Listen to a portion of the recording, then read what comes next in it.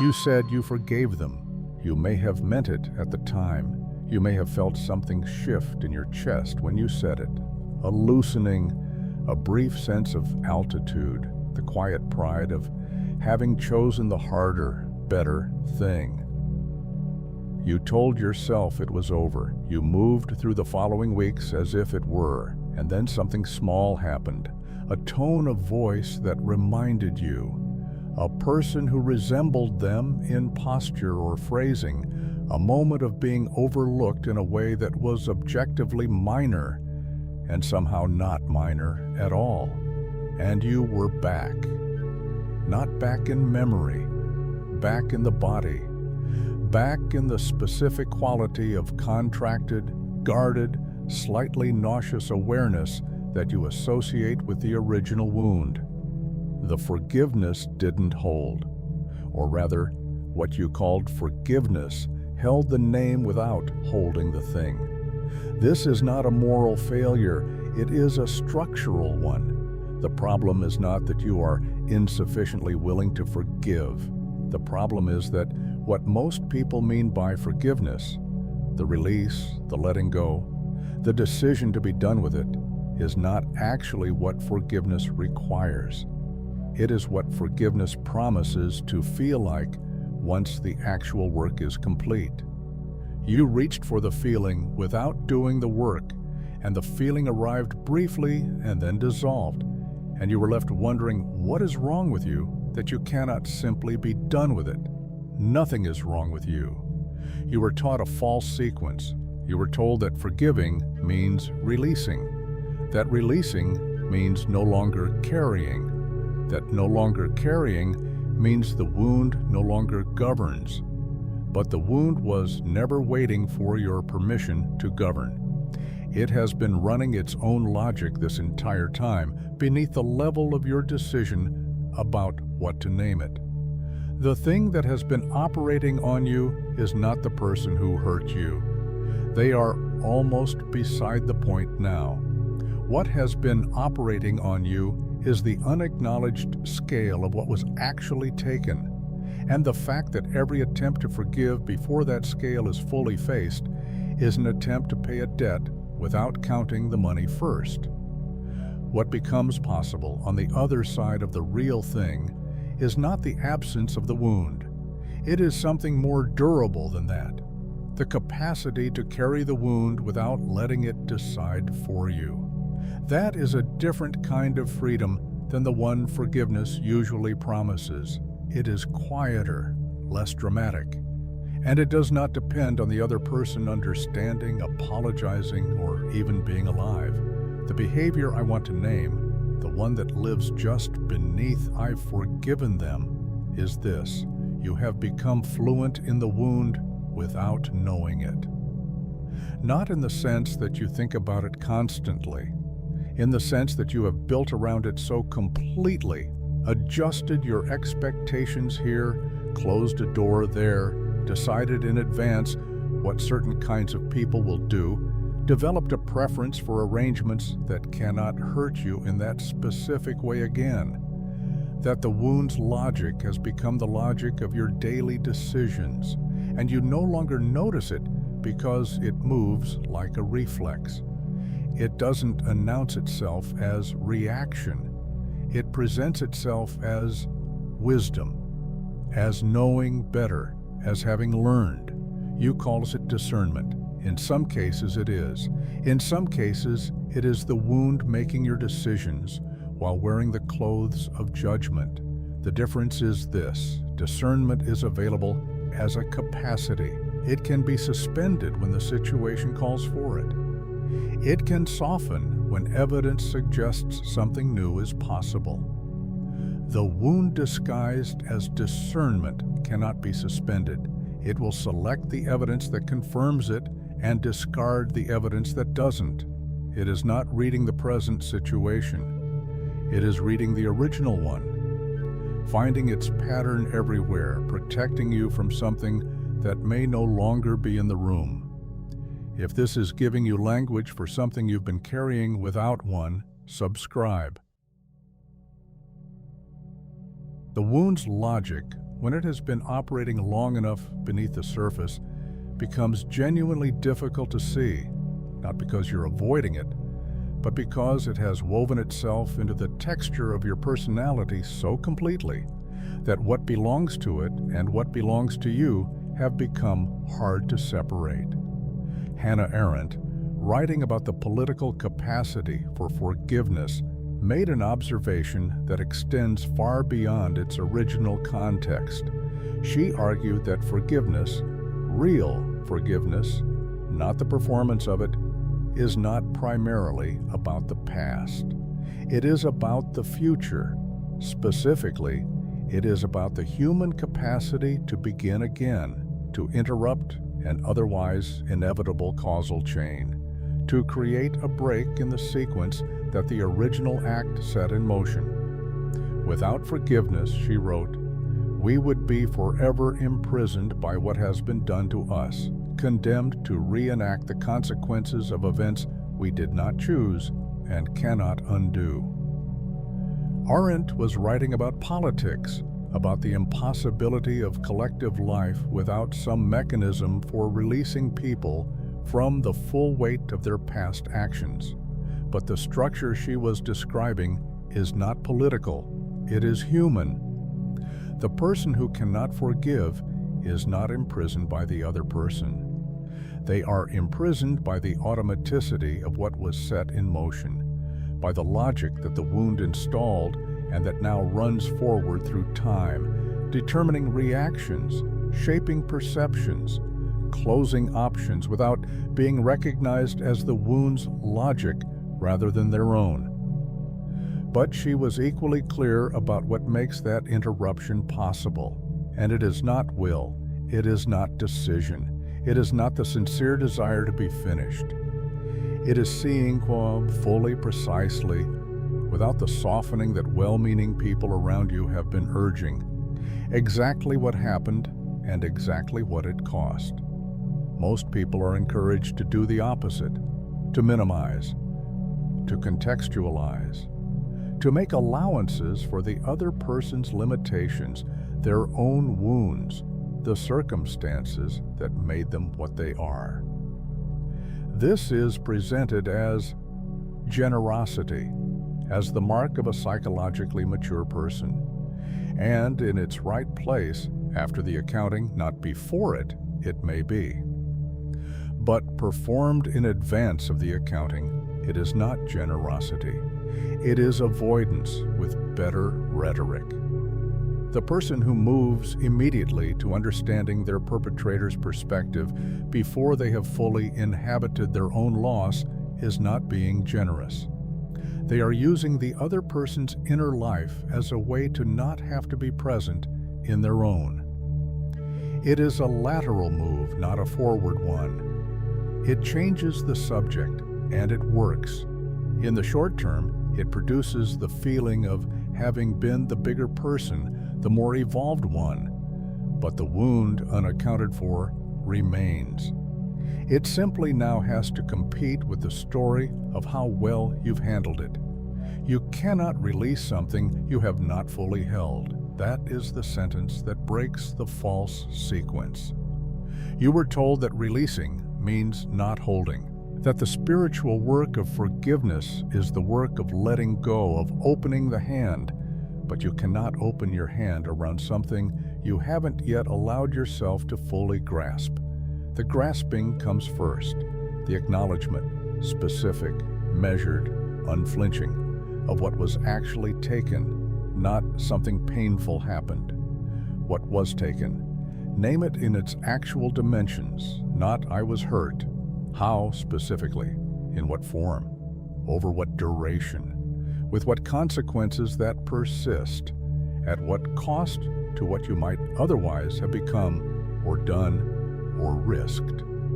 There is a particular kind of avoidance that operates through language, through the words people choose to describe what happened to them. It was a difficult time. Things fell apart. We went through something. These phrasings are not lies, but they are imprecise in a way that is not accidental. They describe without naming. They acknowledge without accounting, and the purpose they serve is to allow the speaker to hold the subject at a distance that feels like perspective but functions like defense. The person who can say, "It was a difficult time," without their voice changing, has not faced the thing. They have described the container. The container is not the contents. Most people stop the accounting before it reaches its actual bottom because arriving at the real number is terrifying. The real number is large, larger than it is comfortable to know, because if you fully face how much was taken, you have to face what it meant to have it taken, what you needed, what you were, what you deserved and did not receive. And that facing requires a quality of self-acknowledgement that many people find more difficult than acknowledging the original harm. It is easier to forgive someone who injured you slightly. It is much harder to forgive someone who injured you at a scale you have been refusing to fully see, because seeing it fully means admitting to yourself the real size of what you lost. And that admission is not merely sad. It is, for many people, deeply destabilizing. The minimizing was not just about them. It was about protecting yourself from the full knowledge of your own loss. This is what makes the standard advice so inadequate. Focus on the future, not the past. Don't let them live rent-free in your head. These instructions are not wrong in their intention, but they are addressed to a step that has not yet been made possible. You cannot effectively decide not to focus on something that has not been fully processed. The unprocessed thing does not respond to decisions. It responds to attention, to being fully, deliberately, precisely seen, not for their sake, but for the sake of your own ability to eventually move without it. Jung wrote about the process of making conscious what is unconscious, not as a procedure, but as something closer to a confrontation. What has been pushed below the threshold of awareness does not disappear. It intensifies. It builds pressure. It finds other ways out, through mood, through reaction, through the small but precise distortions in perception that make you see the wound's original situation everywhere, because the original situation has never been fully processed. Jung's specific claim was that the material the psyche refuses to hold consciously does not become inert. It becomes autonomous. It develops something like its own personality, a set of associations, triggers, reactions that operate outside conscious control because they were never brought inside conscious control. The person who believes they are over something while the something continues to determine their behavior is not lying or in denial in any simple sense. The material genuinely does not feel active to them. They genuinely do not experience themselves as running a program.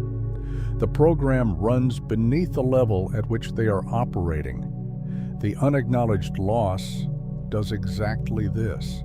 You did not allow yourself to fully feel it, so it did not leave. It migrated. It is now in your expectations, your tolerance for proximity, your sense of what you can trust and what you cannot. It is in the way certain conversations go slightly wrong in a way you cannot explain. A guardedness that arrives before you've assessed whether it's needed. A withdrawal that happens faster than thought. This is not pathology. It is how the psyche handles what the conscious mind refuses to hold. The material goes somewhere, and it will keep going somewhere. Will keep surfacing in the behavior of the person who believes they are over it, until it is brought fully into the light and examined at its actual size. Epictetus made a distinction that cuts directly through the false comfort that surrounds this topic.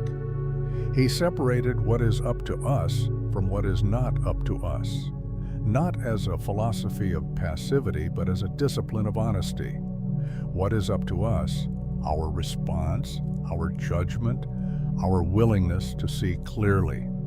What is not up to us? What was done by whom and with what intent? The Stoic error most people make is to apply this distinction in the wrong direction, to use "I cannot control what happened" as a reason not to look at it, when Epictetus meant precisely the opposite. The dichotomy of control is not permission to minimize. It is a demand to be precise about what actually is within your domain, and your interpretation of the wound, your accounting of it, the clarity with which you face it, is entirely within your domain. Refusing to look clearly at what was done to you is not acceptance. It is a failure of the very sovereignty the Stoics were describing. The Stoic does not look away from difficulty. They look directly, without adding interpretation that distorts, and without subtracting reality that is uncomfortable. The minimizing of a genuine wound is not equanimity. It is its impersonation. Here is what the false version of forgiveness actually protects you from, and why you chose it. The real accounting, the full one, the one that reaches the actual number, requires you to occupy your own loss with complete honesty. And occupying it fully means giving up a story that has been, in its way, useful. The story is, "It wasn't that bad," or "I've processed it," or "I'm not the kind of person who holds on to things." These stories protect you from the exposure of having been genuinely, significantly harmed. And that exposure is not comfortable, because to be genuinely, significantly harmed requires having been, at the moment of the harm, genuinely, significantly vulnerable. It requires having needed something that was then withheld or destroyed or taken without care. And having been that open, is something many people find more difficult to acknowledge than the harm itself. There is something in the structure of certain wounds that makes this particularly acute. The wound that lands in a place of genuine exposure, trust extended, love offered, dependence admitted, carries with it a double weight. The first weight is the harm. The second is the evidence the harm creates about the state you were in when it happened. And that second weight is what the minimizing protects. To fully acknowledge what was done is to fully acknowledge what it could only have been done to. A person who was open enough, vulnerable enough, trusting enough to be damaged in that specific way.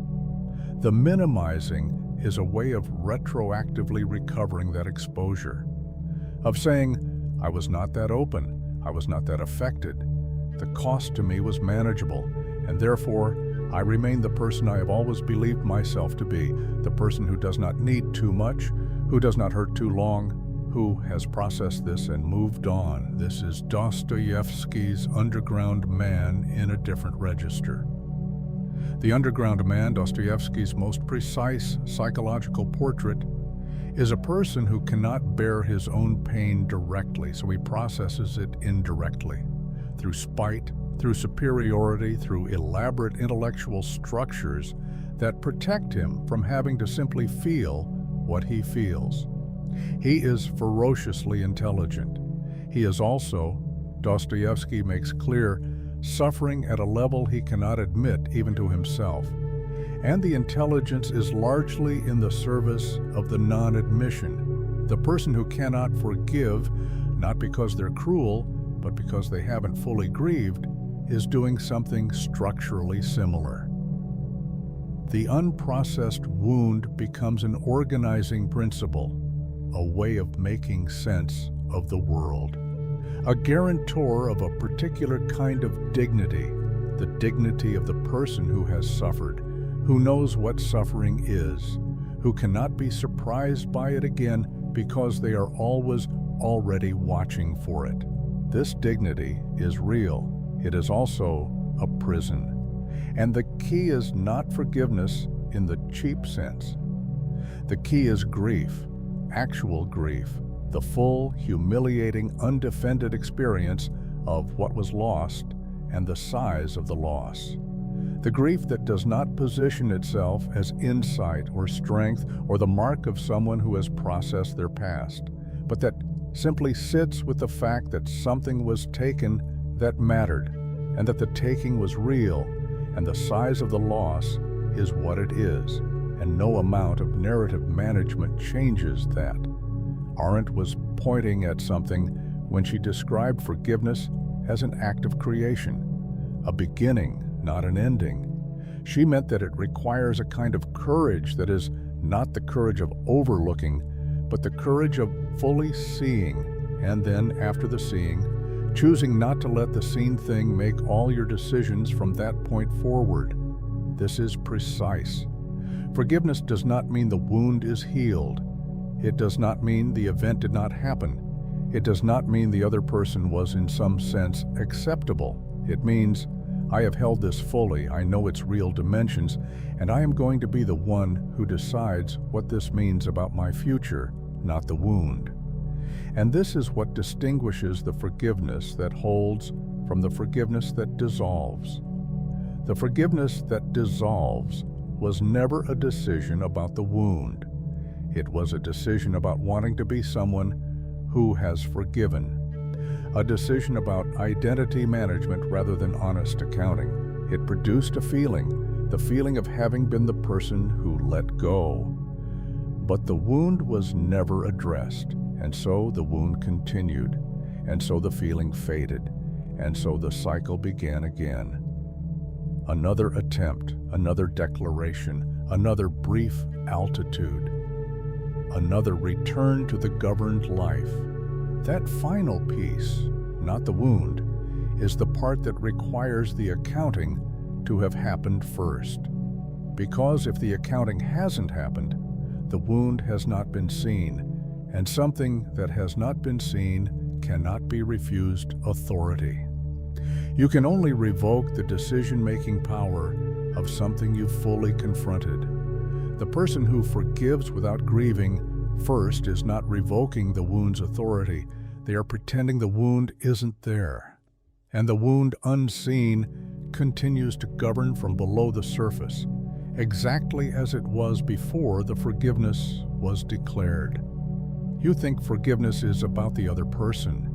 It is almost entirely about what you are willing to know about yourself, what you needed, what you lost, what it cost you to minimize the cost. The other person does not need to participate in this. They do not need to understand, acknowledge, apologize, or change. The work is not between you. It is between you and the full knowledge of what happened to you, which you have until now been protecting yourself from. The forgiveness that actually holds does not feel like release. It feels like something heavier and quieter. A decision to remain responsible for your own life in the full knowledge of what has been done to it. Not despite the wound, not by transcending it, with it, carrying it accurately, without pretending it is smaller than it is, without allowing it to speak for you in every situation that resembles the original one. William James described the self as not a single thing, but a plurality. Multiple selves, multiple capacities, multiple orientations to experience, all operating under a loose and partly fictional sense of continuity. He meant this not as a philosophical provocation, but as a description of actual psychological reality, that who you are at any given moment is partly determined by which habits, which associations, which grooves of response have been worn deepest by repetition. The self is not a fixed entity that experiences the wound. It is, in part, constituted by the wound, shaped by the patterns of response the wound established, the expectations it installed, the the perceptions it makes automatic. What this means for the wound is that the part of you that was harmed is one part among others. The task is not to eliminate it, not to heal it into silence, not to forgive it away. The task is to refuse to let it chair every meeting, to recognize with increasing speed and accuracy when the wound is the voice that's speaking, when the reaction that presents itself as yours is actually its, and to exercise in that gap something like choice. This is less comforting than what forgiveness usually promises.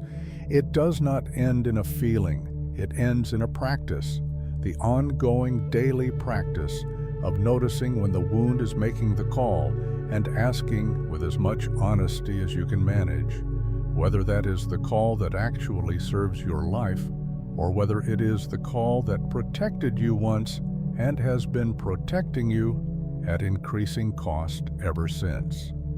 The other person may never know any of this.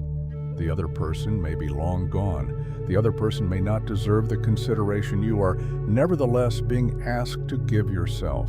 What you are owed, but not by them, not by anyone, but by the reality of what was taken, is the full accounting, the real number, the willingness to sit with how large it is without immediately reaching for the story that makes it smaller. That is where forgiveness begins, not where most people have been starting. The starting point most people use, the decision to release, the sincere desire to be done, is not the beginning of forgiveness. It is the wish for its result without having done the work that makes the result possible. You have been reaching for the far shore without entering the water. The water is the accounting. The water is the full knowledge of what was taken, held precisely, without softening, without the rush to the other person's perspective, without the narrative that restores the version of yourself that needed nothing and processed everything and is not even now someone who carries this. You carry this. The question is only whether you carry it with your eyes open or your eyes closed.